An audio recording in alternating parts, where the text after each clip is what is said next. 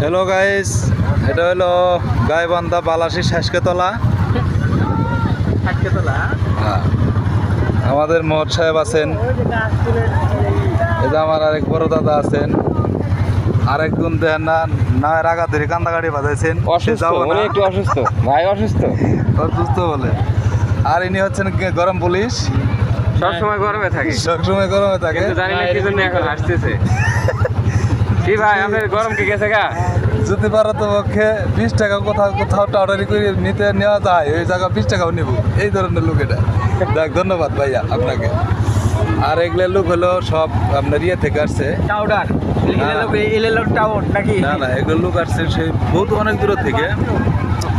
এনারা নদী আসলে দেখতে খুব পছন্দ করেন, এনারা নদী নালাতে কখনো যান নাই, এজন্যই আজকে নদীতে ঘোরার জন্য আসা।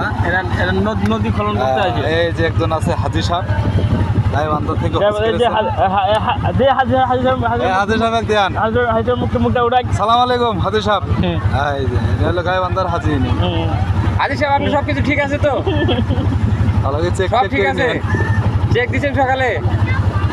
দেখ, ধন্যবাদ হাজি সাহেবকে।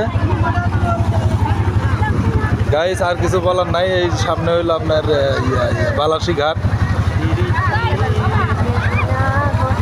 আরো ঘন্টা 2 সময় লাগবো বালাসী যেতে যেতে।